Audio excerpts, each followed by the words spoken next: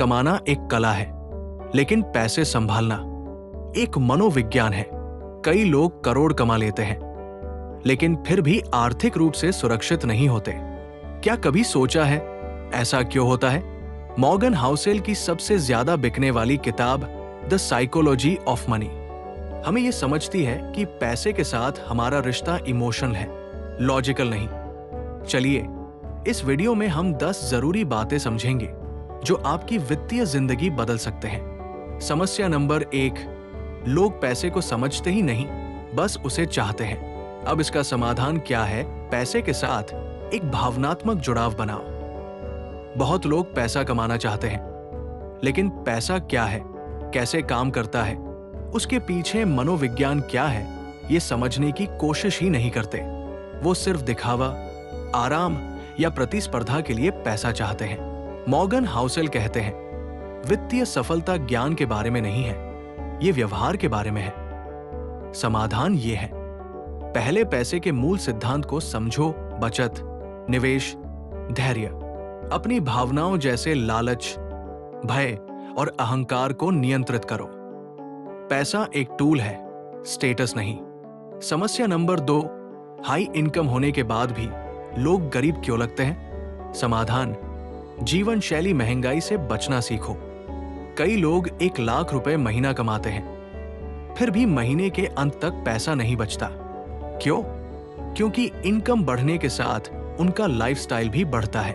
नया phone, car EMI, weekend party, ये सब पैसा खा जाते हैं। समाधान, हर बार जब आय बढ़े तो खर्च नहीं, बचत का % बढ़ाओ। अगर 10,000 रुपए बढ़े तो उसमें से 7,000 रुपए निवेश करो, 3,000 रुपए का इलाज करो। आपका भविष्य आपका सबसे बड़ा खर्च है, उसके लिए पैसा रखो।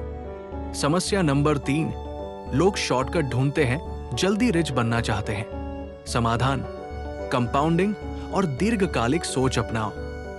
लोग सोचते हैं क्रिप्टो में पैसा डाल दो, 2x हो जाएगा। हाँ, स्टॉक मार्केट में जल्दी रिटर्न मिल जाए, पर कम समय का लालच लंबे समय के लिए पछतावा लाता है। मॉर्गन कहते हैं, अच्छा निवेश तेजी से पैसा कमाने के बारे में नहीं है, ये आखिरी बार पैसा कमाने के बारे में है। समाधान, टाइम को अपना बेस्ट फ्रेंड बनाओ। SIP करो, धैर्य रखो। वॉरेन बफेट अरबपति इसलिए बने क्योंकि उन्होंने 75+ साल में निवेश किया, उच्च रिटर्न के कारण नहीं, बल्कि लंबी अवधि के लिए।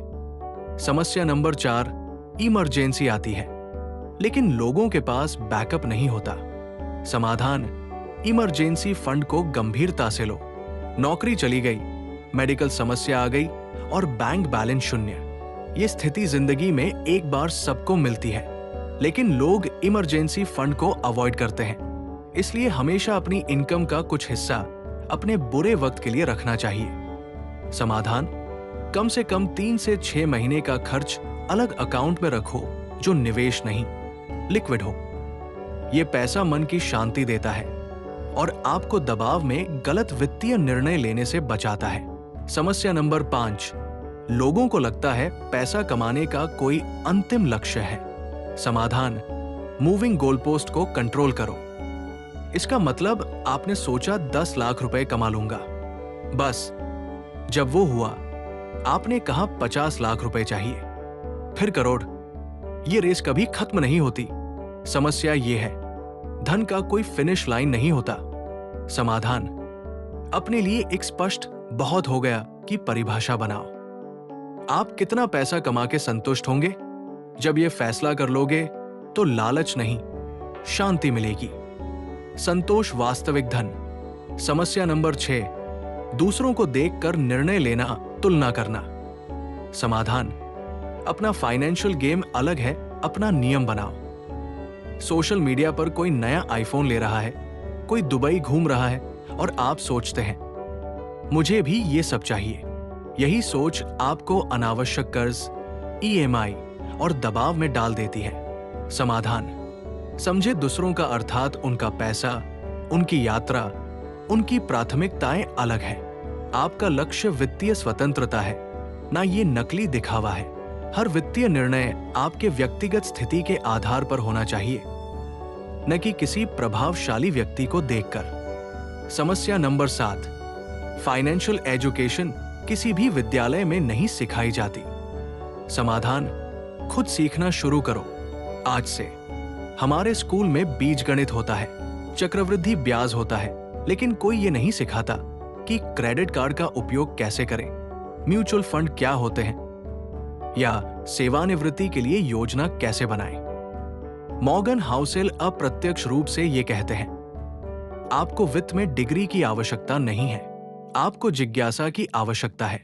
समाधान, यूट्यूब, किताबें, पॉडकास्ट, ये सब टूल्स फ्री हैं। हर महीने एक वित्तीय अवधारणा सीखो, जैसे एसआईपी, पीपीएफ, इंडेक्स फंड, मुद्रास्फीति। वित्तीय शिक्षा स्वशिक्षा है। समस्या नंबर 8, इमोशन इन्वेस्टमेंट को खराब करते हैं। समाधान, ऑटोमेशन और अनुशासन से भावनाओं को दूर रखो। जब शेयर बाजार गिरता है तो डर से मैं सारे स्टॉक बेच देता हूं। जब बाजार बढ़ता है तो लालच में फंसते हैं। ये इमोशनल रोलर कोस्टर से इन्वेस्टर परेशान रहता है। समाधान, निवेश को स्वचालित करो, जैसा एसआईपी। बाजार ऊपर हो या नीचे, अनुशासन रखो। पोर्टफोलियो पर हर दिन नजर मत रखो। एक बार निवेश करके भूल जाओ, एक पेड़ लगाने की तरह। समस्या नंबर 9, कर्ज का जाल, लोन पर लोन लेना। समाधान, उपभोक्ता ऋण से बचें, सरल जीवन जिए। किसी भी दिखावटी सामान पर कर्ज लेकर पैसे न लगाएं। आजकल ईएमआई लेना आसान है, फोन भी 0% ईएमआई पर मिलता है। लोग क्रेडिट कार्ड से खरीदारी करते हैं, फिर दूसरे कार्ड से भुगतान करते हैं। आखिर में सैलरी आती है, अब लोन में चली जाती है। समाधान, केवल संपत्ति के लिए ऋण ले, जैसे घर या व्यवसाय। लाइफस्टाइल के लिए कभी लोन मत लो।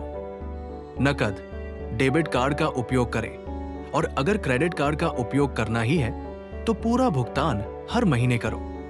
समस्या नंबर 10, लोग सोचते हैं मुझे अपना काम शुरू करने के लिए बहुत देर हो गई है। समाधान, कभी भी स्टार्ट करना लेट नहीं होता।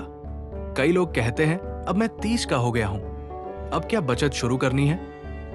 हाँ, पिछले 5 साल बर्बाद हो गए। ये अपराध का भाव प्रगति को रोकता है।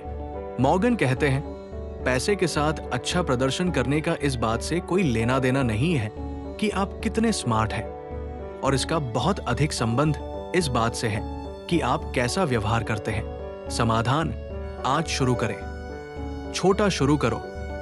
यहां तक कि 500 महीना एसआईपी से शुरू करो। आप अपना काम लगातार करते रहिए, क्योंकि समय के साथ हर चीज की कीमत भी बढ़ती है। जो लोग 40 की उम्र में शुरुआत करते हैं, वे भी आर्थिक रूप से स्वतंत्र हो सकते हैं, बस लगातार बने रहो। निष्कर्ष तो दोस्तों, पैसा सिर्फ नंबरों का गेम नहीं है, ये एक मानसिकता और व्यवहार का गेम है। पैसे का मनोविज्ञान हमें ये सिखाता है कि पैसा संभालने के लिए एमबीए नहीं चाहिए, थोड़ा धैर्य, अनुशासन और सामान्य ज्ञान चाहिए। अगर आपको ये वीडियो पसंद आया तो एक बार लाइक करें और सब्सक्राइब जरूर करें। मुझे कमेंट करें कौन सा पॉइंट सबसे ज्यादा रिलेटेबल लगा।